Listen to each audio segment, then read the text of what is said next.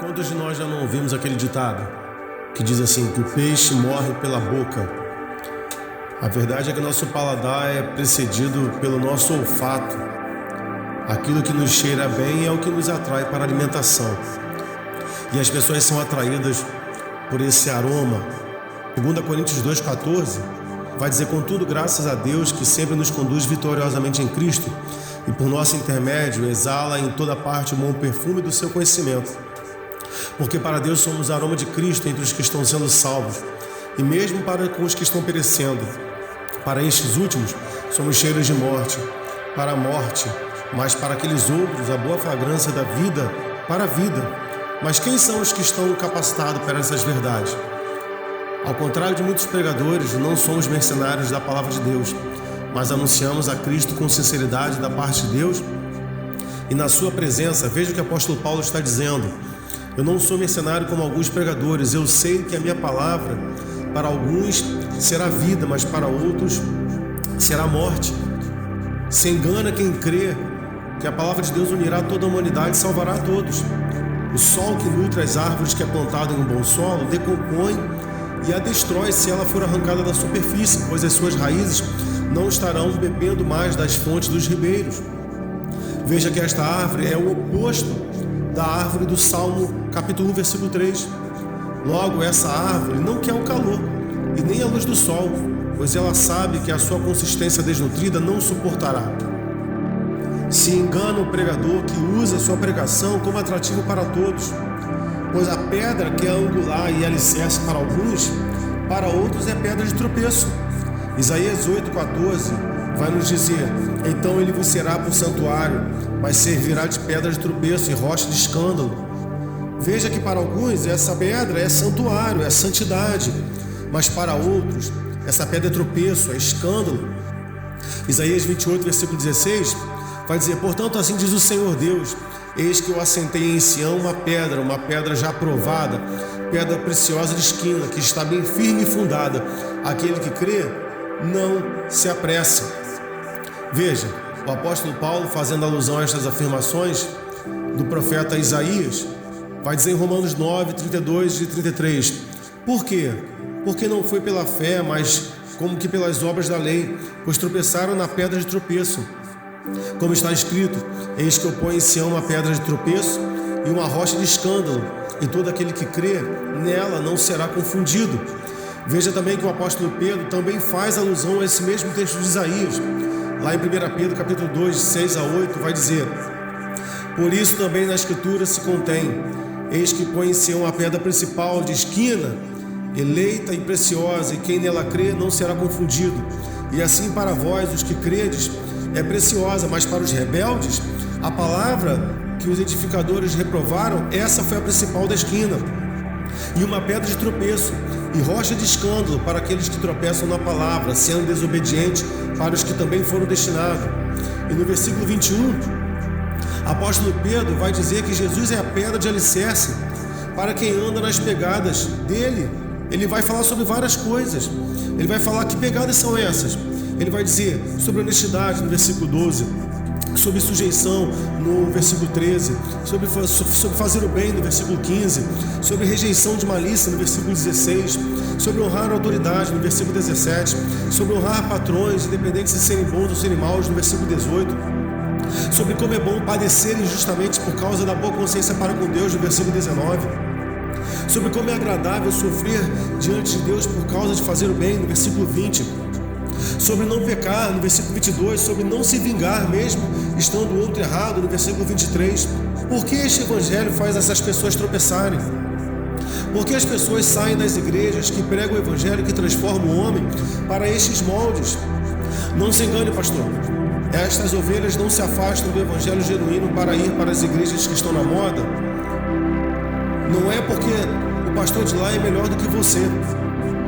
Elas estão lá e daqui a um tempo estarão em outro lugar, e depois em outro lugar.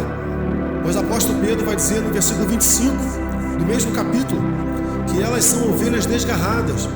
Elas querem pastores que digam o que elas querem ouvir, e na primeira repreensão sairão de lá também. 2 Timóteo 4, versículo 3 e 4 vai dizer: o que chegará um tempo em que as pessoas não vão dar atenção ao verdadeiro ensinamento, mas seguirão os seus próprios desejos e arranjarão para si mesmo uma porção de mestres que vão dizer a elas o que elas querem ouvir. Essas pessoas deixarão de ouvir a verdade para dar atenção às lendas. Da mesma forma que o olfato prepara o paladar, a Bíblia diz metaforicamente que há um paladar na nossa audição, pois há um sabor nas palavras.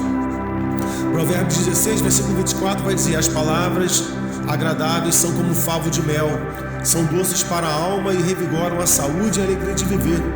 Versículo 25 vai dizer: há caminhos que parecem certos ao ser humano, contudo no final conduzem à morte.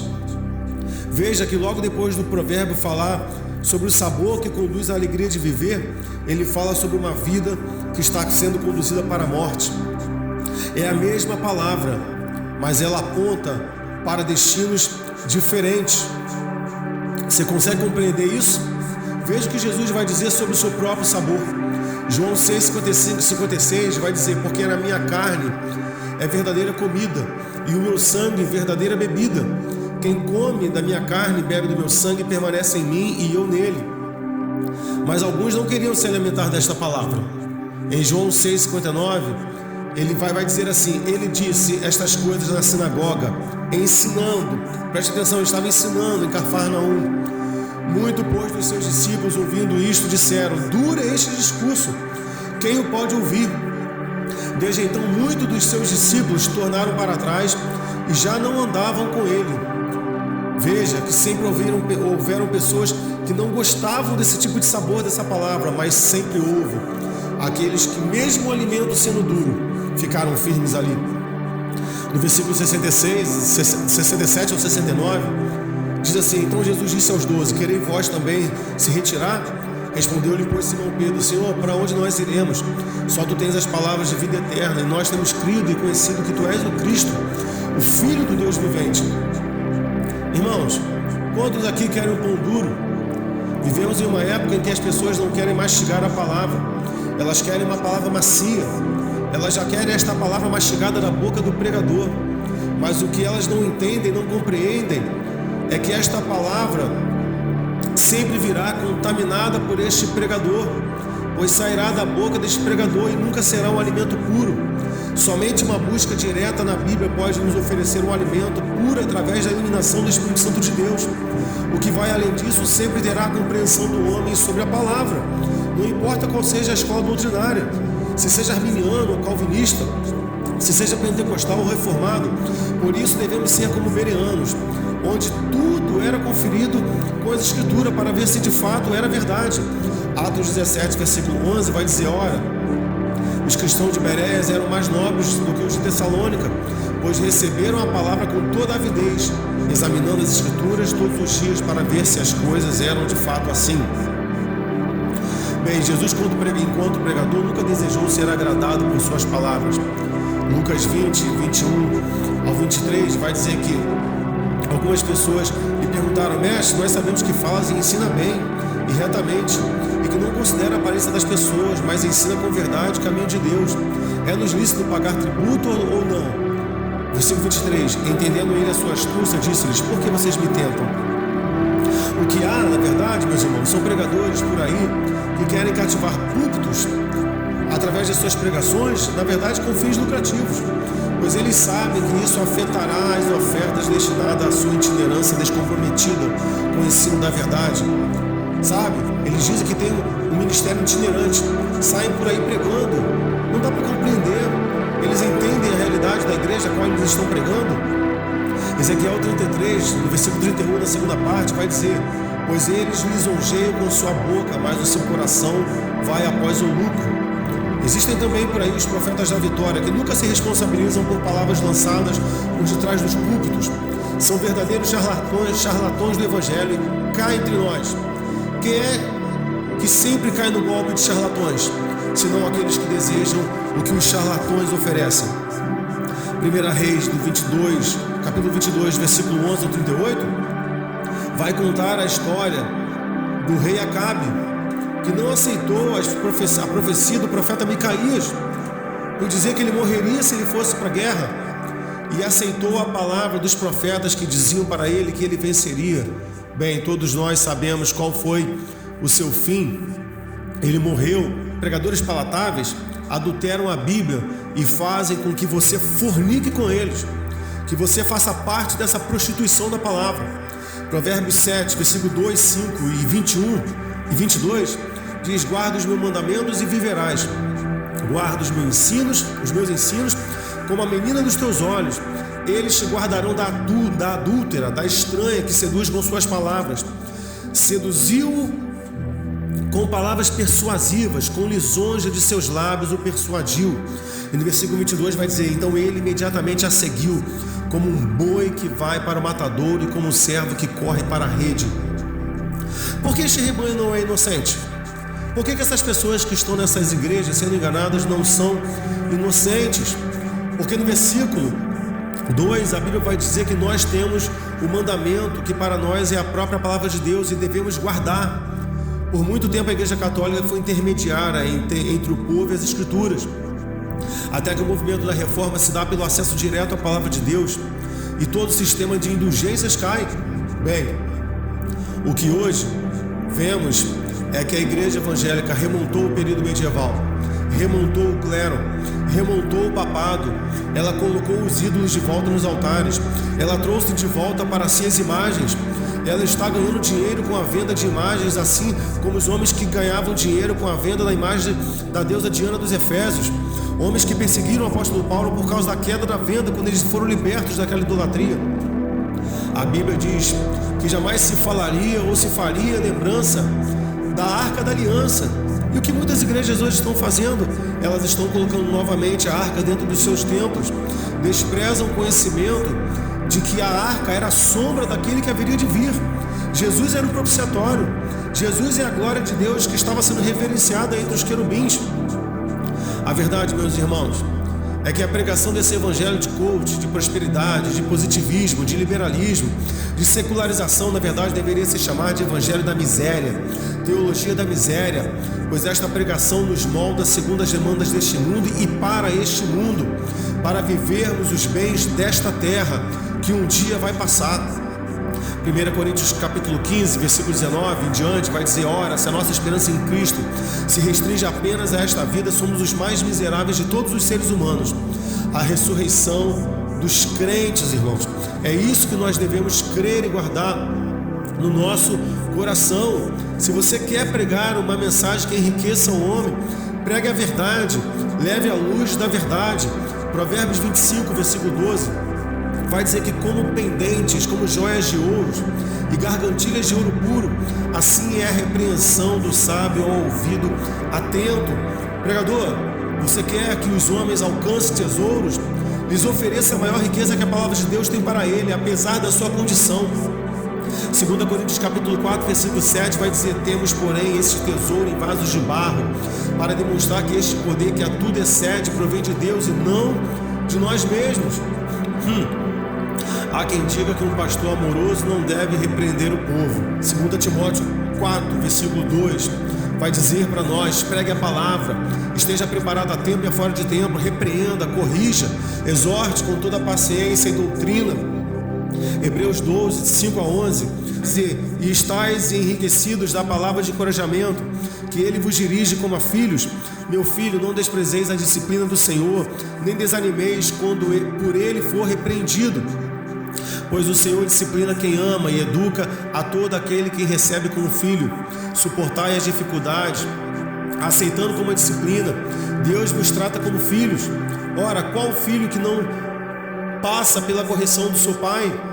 Mas se estáis em senhoritação, da qual todos se têm tornado participantes, então não sois filhos legítimos, mas bastardos. Além do mais, tínhamos nossos pais humanos que nos educavam, e nós o respeitávamos. Quanto mais devemos toda obediência ao Pai dos Espíritos, para então vivermos. Portanto, nossos pais nos disciplinavam por um espaço curto de tempo, da forma que melhor lhes parecia. Deus, entretanto, nos corrige para o nosso bem maior, a fim de que possamos participar plenamente da sua santidade. Toda correção, de fato, no momento em que ocorre, não nos parece ser motivo de alegria, mas de frustração, Só que mais tarde, no entanto, produzirá frutos de justiça e paz para todos aqueles que por ela foram disciplinados.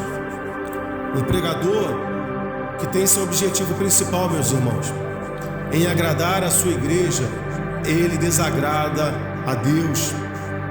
1 Tessalonicenses 2, do 3 a 6, vai dizer: pois a nossa exortação não procede de engano, nem de impureza, nem é feita com dolo.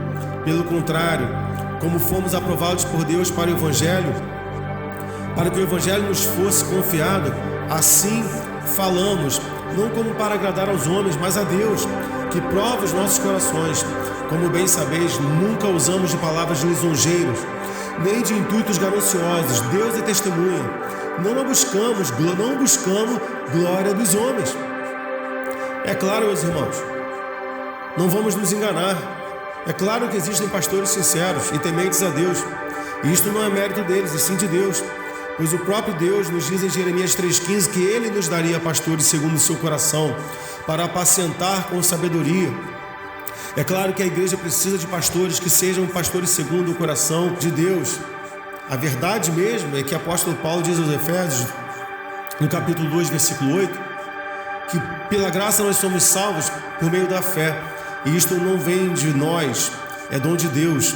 E depois aos Romanos, ele vai dizer lá no capítulo 10, versículo 17, de sorte que a fé é pelo ouvir, e ouvir a palavra de Deus. Mas Jesus, lá em Lucas capítulo 18, no versículo 8, ele vai se questionar, ele vai fazer um questionamento aos homens a respeito da sua vinda. E ele pergunta: quando porém vier o Filho do Homem, porventura achará fé na terra? Portanto, amados irmãos, você que está escutando essa pregação, essa palavra, se você está em uma igreja que prega sobre a fé, e esta fé não vem da límpida explanação e exposição da palavra de Deus, o meu conselho para você, o meu conselho é que você fuja de onde você está.